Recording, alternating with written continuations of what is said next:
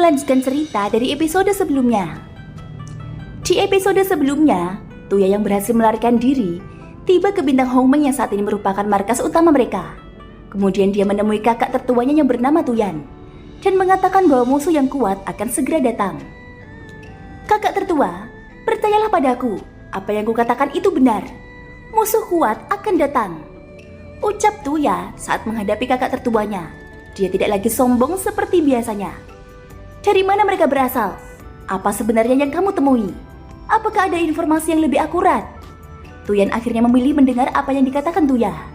Saat ini Tuya merenung sejenak dan mengingat semua yang terjadi. Setelah beberapa saat, dia mengangkat matanya dan berkata, "Mengenai dari mana mereka berasal, aku juga tidak tahu. Tapi yang pasti hanya ada dua dari mereka yang relatif kuat. Yang satu memegang penggaris dan yang lainnya memegang sabit. Aku belum pernah melihat wajah-wajah ini sebelumnya. Dan aku sangat yakin bahwa tak satu pun dari mereka berasal dari alam dewa kuno," ucap Tuya. Bukan dari alam dewa kuno.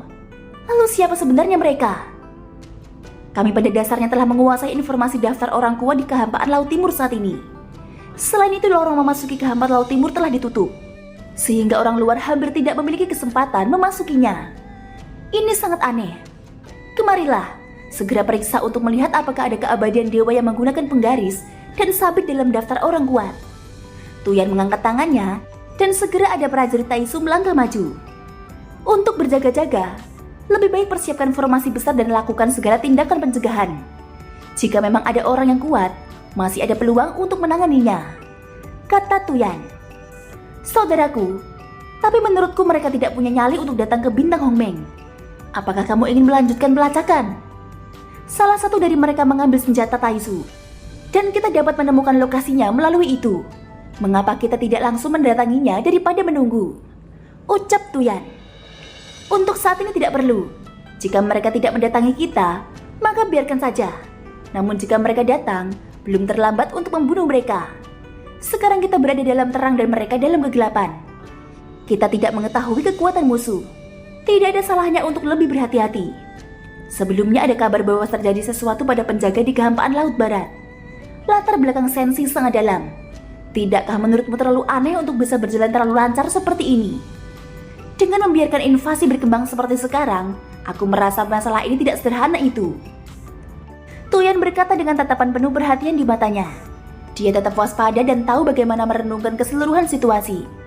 Baru kemudian dia menyadari bahwa ada terlalu banyak keanehan di dalamnya.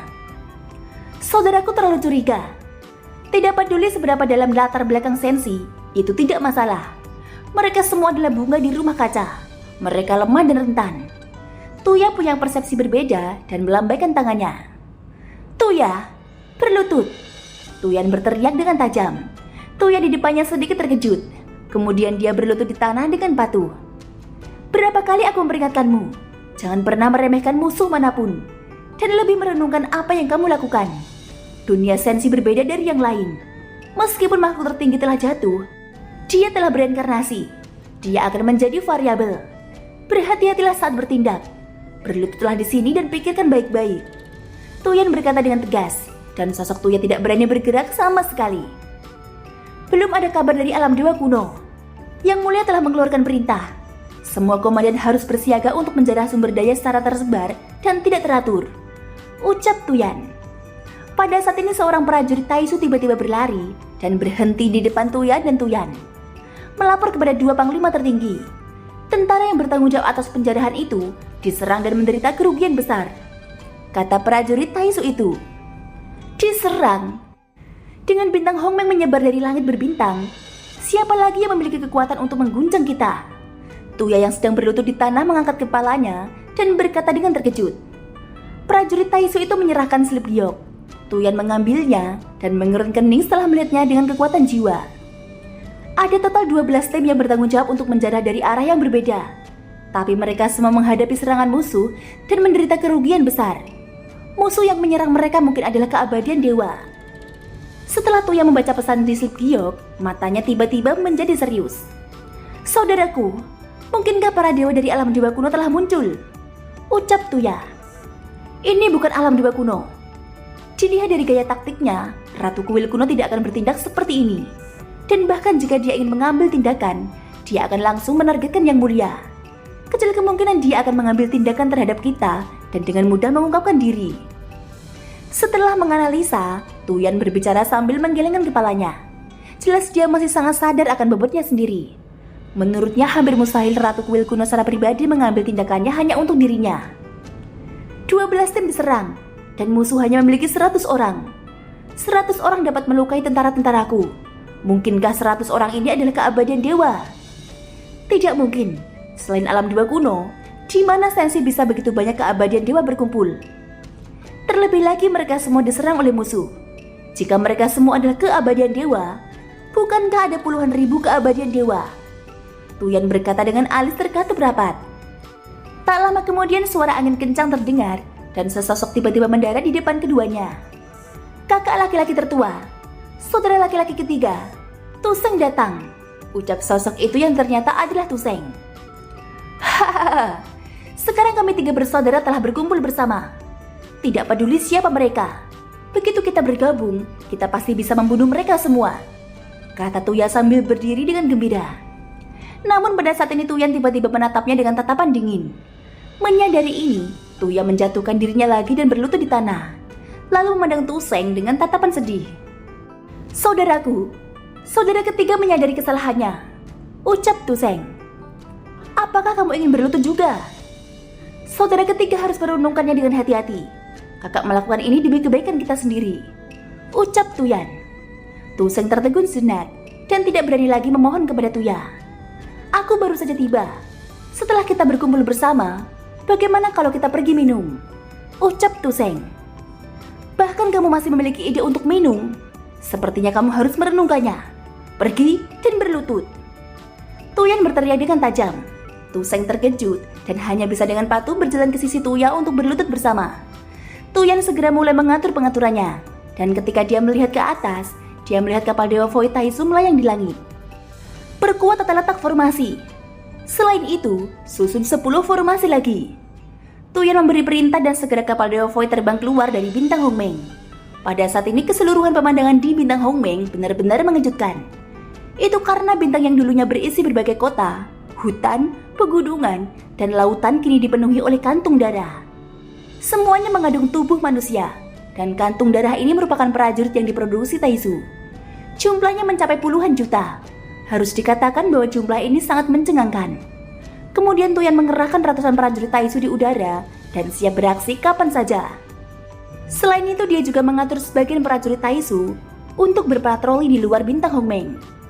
Sedangkan di wilayah tertentu bintang Hongmeng ada juga sebuah pulau terpencil. Dan pulau ini merupakan penjara untuk semua penduduk asli bintang Hongmeng yang belum dimusnahkan. Hingga saat ini sejumlah orang yang tidak diketahui jumlahnya itu berkumpul di pulau kecil tersebut. Mereka semua dijadikan budak Taisu, dan mereka dibunuh kapanpun mereka mau. Bahkan nyawa mereka digunakan oleh beberapa komandan untuk mengorbankan senjata. Mereka yang mencoba melawan telah mati dalam jumlah yang besar, dan tujuan pemenjaraan Taisu adalah untuk mengumpulkan roh kebencian dan menggunakan roh kebencian untuk berlatih sehingga mereka dapat mencapai efek yang mereka inginkan. Ada tangisan yang terus terdengar dan mata semua orang berkaca-kaca. Rupanya semua orang sudah muak dengan penindasan seperti ini, sehingga banyak dari mereka yang melakukan bunuh diri. Mereka sangat ingin seseorang muncul untuk menyelamatkan mereka, tetapi sayangnya Sensi sudah tidak lagi memiliki makhluk tertinggi Susang. Hal ini membuat mereka semua merasa putus asa, dan pada akhirnya harapan mereka pupus. Sementara itu, Sin diperlihatkan di kehampaan yang luas. Pada saat ini pelangi panjang sedang berpacu. Semua orang siap untuk berkumpul. Ini adalah pertempuran yang sulit. Xiaoyan mengeluarkan perintah melalui silip giok, memberitahu para keabadian dewa dari dunia iblis kuno untuk membubarkan diri dan bertarung, dan kemudian berkumpul kembali pada saat kritis. Dengan cara ini musuh bisa kebingungan, sehingga mereka tidak akan mendapatkan informasi akurat. Saat ini Xiaoyan telah memasuki bidang bintang, tempat bintang Hongmeng berada. Adapun cara menghindari penguncian oleh Taisu, Xiaoyan tentu saja sudah mengaturnya, sehingga dia tidak perlu khawatir tentang pergerakannya. Alasan mengapa Taisu tidak bisa melacak keberadaannya, itu karena setelah Xiaoyan memasuki kehampaan timur menuju bintang Hongmeng, Xiaoyan menggunakan batu giok ajaib untuk menutupi kompas dan menyembunyikan auranya. Oleh karena itu Xiaoyan bisa menyusup ke bintang Hongmeng dengan taktik yang dia siapkan. Bagi Xiaoyan, Turnamen 10.000 alam di bintang Hongmeng adalah titik baik dan kematian nyata bagi tim Fearless. Sekarang setelah datang lagi, Xiaoyan dan tim Fearless memiliki emosi yang campur aduk. Pada saat ini Xiaoyan juga menggunakan bintang limbah sebagai alat untuk membubar diri bintang Hongmeng. Semua prajurit Taisu dengarkan perintah, berkumpul untuk bertarung. Suara Tuyan bergema. Segera setelah itu jutaan prajurit Taisu di bintang Hongmeng bergegas keluar dari kantung darah. Sesaat kemudian, mereka tiba-tiba melihat sosok besar muncul di kehampaan. Seluruh tubuh sosok raksasa itu dipenuhi dengan cahaya keemasan yang menyilaukan. Lengannya terentang memeluk salah satu bintang limbah, lalu mengangkat bintang limbah itu dan menghantamkannya langsung ke arah bintang Hongmeng. Adegan ini sontak saja membuat pupil mata tiga tubuh bersaudara tiba-tiba menyusut. Buka semua formasi pelindung. Tuyan langsung memberi perintah. Apa ini? Dia sebenarnya bisa membuat tubuhnya begitu besar. Toseng tanpa sadar mengeluarkan seruan dari mulutnya. Sosok raksasa itu melemparkan bintang limbah dengan keras. Bintang limbah tiba-tiba berakselerasi dan menabrak bintang Hongmeng. Monster Dewa Void Taisu yang mengelilingi bintang Hongmeng semuanya membuka mulut mereka, kemudian menembakkan sinar pemusnahan. Sinar pemusnah itu menyapu bintang limbah yang berguling-guling di kehampaan dengan kekuatan yang dahsyat. Namun ada lebih dari satu bintang yang menderu, dan beberapa bintang lainnya bergegas menuju bintang Hongmeng dengan kecepatan yang menakutkan. Ketika bintang limbah pertama mendekati bintang Hongmeng, ia langsung meledak di bawah pembunuhan sinar pemusnahan monster Dewa Void Taisu. Tetapi saat ia meledak, ia melepaskan kekuatan yang sangat menakjubkan. Taisu tidak tahu bahwa masing-masing bintang ini berisi teratai api Buddha 3 warna milik Xiaoyan, serta formasi batasan tahanan roh. Ini bukan ledakan bintang limbah biasa. Setelah meledak, puing-puing yang terbungkus api menuju bintang Hongmeng. Melihat ke arah langit, bintang Hongmeng tampak seperti dihujani meteor yang menyala-nyala. Pada saat ini bintang Hongmeng diselimuti formasi perlindungan. Meteor yang jatuh ini membombardir perlindungan tersebut. Suara ledakan yang memakan telinga terus terdengar.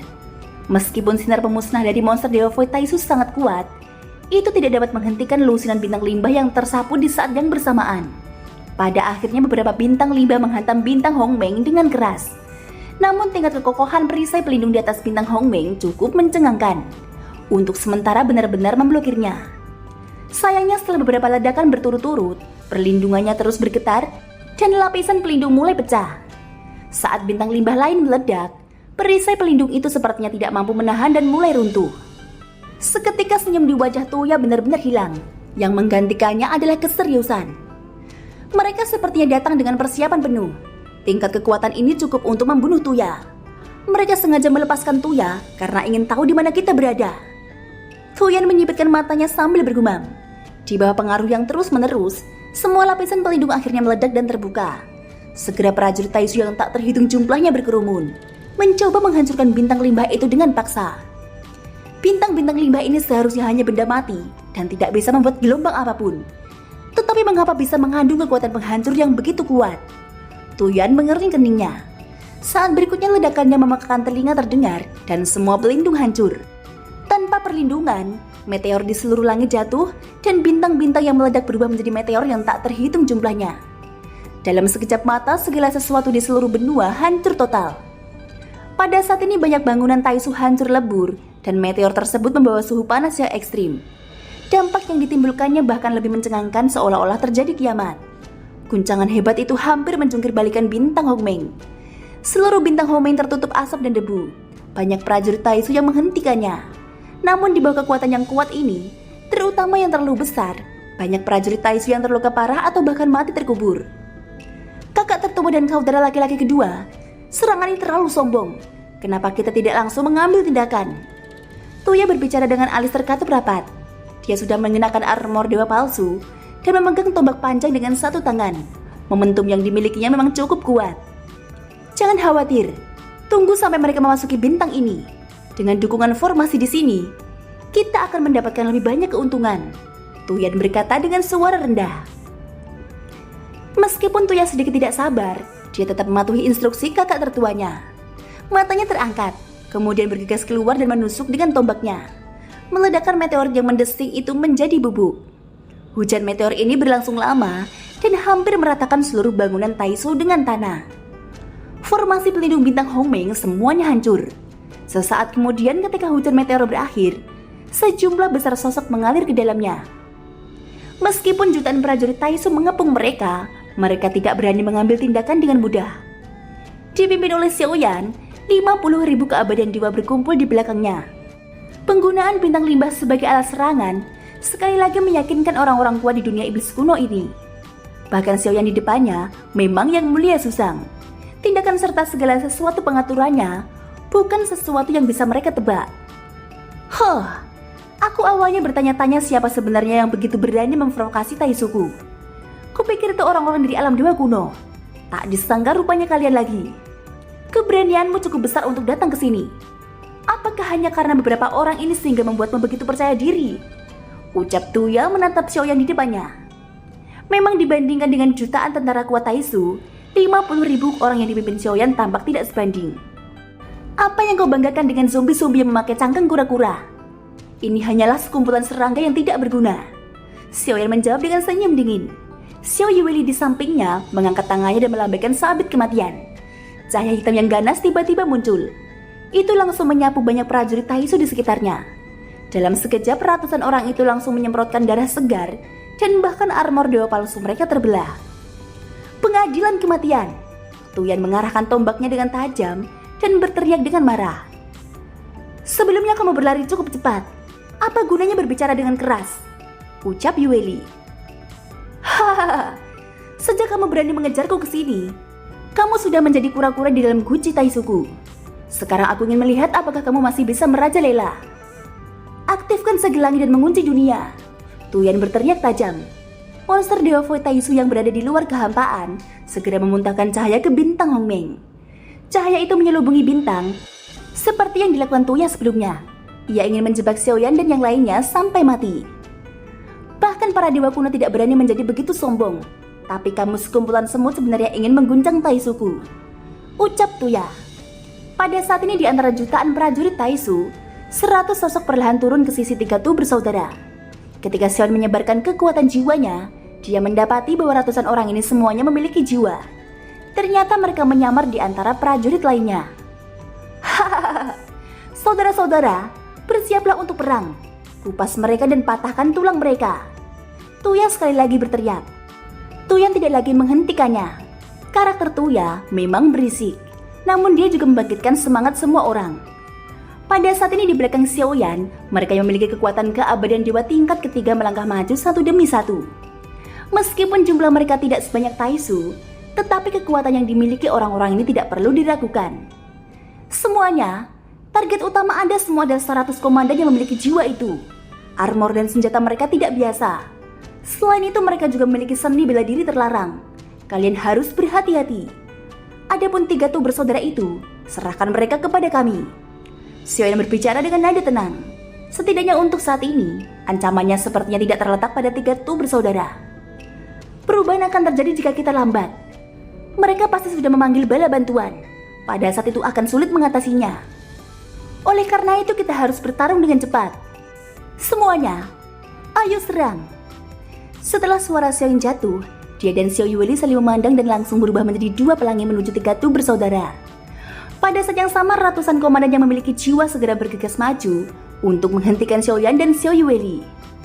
Dasar bajingan, lawanmu adalah kami.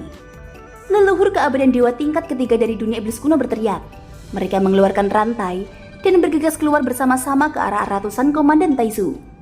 Pertarungan antara kedua belah pihak akan segera terjadi. Tuya menjentikan tombak di tangannya dan dua saudara laki-lakinya yang mengenakan armor dewa palsu juga memegang tombak yang sama. Mata mereka pun tiba-tiba membentuk pola misterius yang sama. Pertarungan antara kedua belah pihak akan segera terjadi. Pada saat ini momentum tiga tuh bersaudara meledak dan Tuya menjadi yang pertama bergegas ke depan. Dua bersaudara, Tuya akan membukakan jalan untukmu. Tuya berteriak keras dan cahaya merah jatuh dari langit. Itu adalah tombak merah. Lalu Tuya menangkapnya dengan 5 jari. Tombak itu diselimuti jiwa mati yang tak terhitung jumlahnya, dan kemudian Tuya menunjuk ke arah Yueli. Ujung tombak yang tajam itu berubah menjadi hantu-hantu yang mengaum. Kamu bajingan Taisu, kamu sebenarnya menggunakan jiwa sensiku untuk pengorbanan. Cahaya hitam yang ditembakkan Xiao Yueli bertabrakan dengannya. Apa yang digunakan Tuya segera berubah menjadi asap biru dan menghilang. Bagaimana ini mungkin? Tuya langsung terkejut karena serangannya Ternyata bisa diselesaikan dengan cara ini. Kebencian dari jiwa-jiwa itu menghilang dan mereka kembali ke reinkarnasi. Di tombak panjang Tuya, jiwa-jiwa kebencian yang tak terhitung jumlahnya tampaknya terstimulasi dan ingin melepaskan diri. Cerita jiwa-jiwa tak berdosa ini mungkin terdengar kasar bagi orang luar. Namun yang didengar Xiao Yueli adalah permohonan bantuan yang tak terhitung jumlahnya. Seolah-olah mereka merindukan akan pertolongan. Hal ini tentu saja membuat Xiao Yueli menjadi semakin marah. Bagaimanapun dia memiliki status Hades di dunia bawah, dan jiwa-jiwa ini seharusnya memasuki reinkarnasi. Tetapi mereka dimanfaatkan oleh Taizu. Hari ini, kalian harus mati. Mata merah muda Yueli berkedip. Dengan gerakan tangannya, sabit kematian mengeluarkan cahaya hitam seperti bulan sabit. Itu ditembakkan menuju ke arah Tuya secara langsung. Kemanapun cahaya bulan sabit lewat, bahkan kekosongan di sekitarnya langsung terdistorsi. Tuya yang tercengang dengan tingkat kekuatan Yueli hanya bisa menoleh dan menatap serangan yang sudah mendekatinya. Namun pada saat ini sosok Tuseng tiba-tiba bergerak maju. Tombak panjang di tangannya diayunkan terus-menerus. Cahaya tombak itu membobardir serangan Xiao Yueli. Kamu punya kekuatan, tapi seperti yang kamu belum pernah mendengar reputasi 3 Tu bersaudara. Hari ini akan kutunjukkan padamu. Tombak di tangan Tuseng lebih cepat dan serangan yang dilancarkannya mengandung kekuatan aturan. Itu adalah kekuatan yang hanya bisa digunakan oleh para keabadian dewa. Pada saat yang sama ada aliran kekuatan yang terus mengalir ke dalam tubuhnya. Jelas armor dewa palsu di tubuhnya telah dimodifikasi oleh Taizu.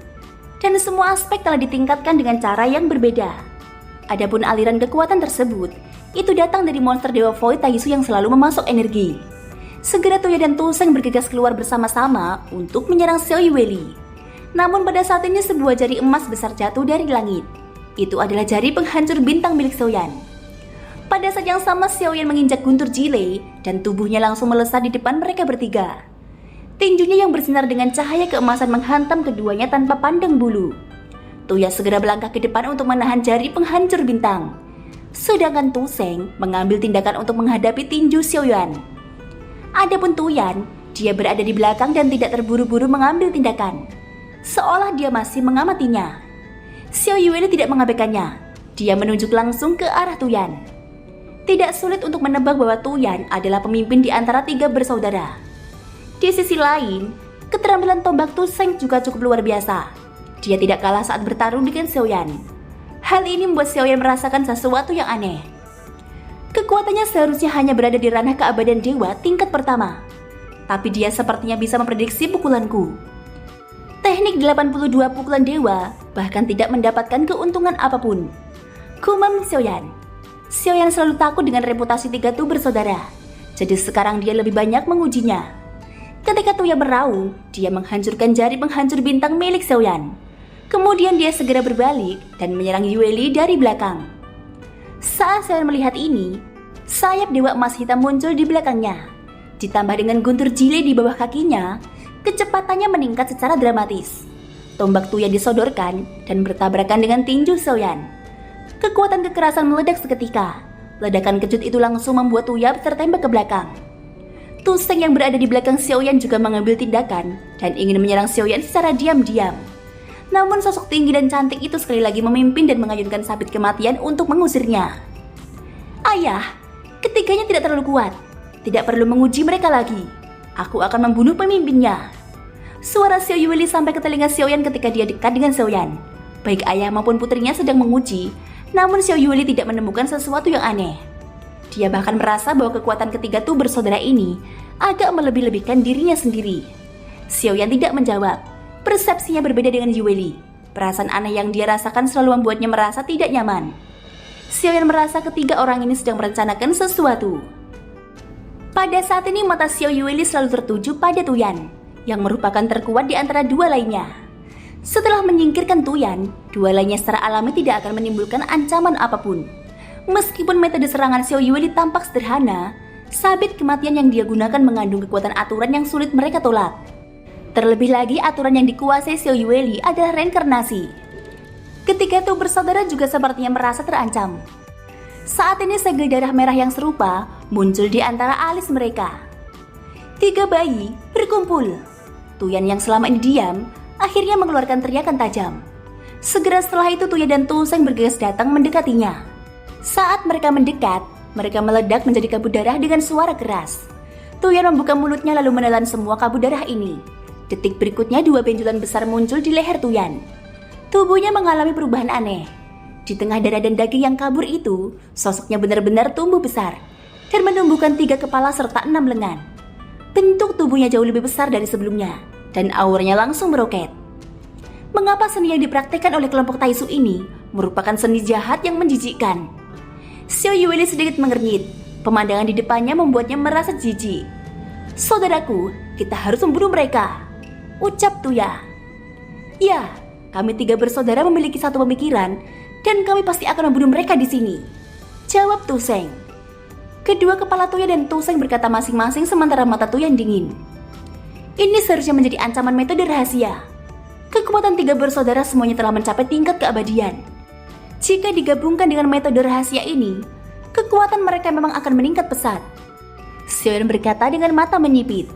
Dia menyaksikan 3 Tu bersaudara yang telah berubah menjadi 3 kepala dan 6 lengan. Mereka memegang 3 tombak. Tubuh besar itu bergetar dan kemudian bergegas keluar dengan kasar. Sosoknya yang aneh berputar liar di udara, berubah menjadi tornado tajam saat menembak ke arah Xiaoyan dan Xiao Yueli. Di sisi lain, Xiao Yueli juga melakukan bagiannya. Meski mereka melakukan transformasi gabungan dan kekuatannya meningkat pesat, tampaknya di mata Yueli mereka tidak lebih dari itu. Bagaimanapun kekuatan Xiao Yueli bahkan lebih kuat dari yang terlihat. Adapun Xiaoyan, dia tampak berpikir. Melihat ketiga Tu bersaudara di depannya, dia pada dasarnya yakin bahwa ancaman yang dia rasakan tidak datang dari mereka, tetapi dari keberadaan lain di planet ini. Xiaoyan segera melihat ke arah tanah. Dia tidak peduli dengan 3 Tu bersaudara. Sosoknya langsung menerobos ke tanah. Ketika ketiga Tu bersaudara melihat ini, ketenangan mereka sebelumnya tiba-tiba menghilang. Bahkan saat menghadapi Xiaoyan dan Xiao Yueli, Tuyan tidak pernah menunjukkan ekspresi ketakutan seperti itu di matanya. Xiao Yueli juga tercengang. Dia tidak tahu apa yang terjadi, tetapi dia tetap mengikuti Xiaoyan dengan cermat. Tempat ini adalah kota terlarang milik Taisuku. Siapapun tidak diperbolehkan mendekat. Raungan seperti monster terdengar dari mulut Tuyan. Segera sosoknya bergerak dan mengejar dengan kecepatan penuh. Serangan demi serangan juga ditembakkan secara gila-gilaan. Itu meledakkan tanah dan mencoba untuk menghentikan Xiaoyan. Xiaoyan yang sudah turun jauh di bawah tidak memperdulikan mereka. Serangan yang diluncurkan itu diblokir oleh Xiao Yueli. Bahkan Xiao Yueli pun penasaran dengan apa yang ada di bawah tanah, sehingga bisa membuat 3 Tu bersaudara sangat panik. Bintang Hongmeng sangat besar, tetapi dengan kecepatan Xiaoyan hanya perlu beberapa nafas untuk mencapai pusat bumi. 3 Tu bersaudara tidak dapat menghentikan Xiaoyan karena kekuatan mereka tidak cukup, dan bahkan serangan Xiao Yueli membuat mereka kesulitan. Setelah menerobos formasi batuan padat, Xiaoyan datang langsung ke pusat bumi secara vertikal. Namun pemandangan yang muncul di sini langsung membuktikan bahwa persepsi Xiaoyan benar. Thank you guys sudah mendengarkan ceritaku sampai akhir. Ikutin terus kelanjutan episode-episode berikutnya ya. Semoga hari kalian menyenangkan. Sampai jumpa dan bye-bye.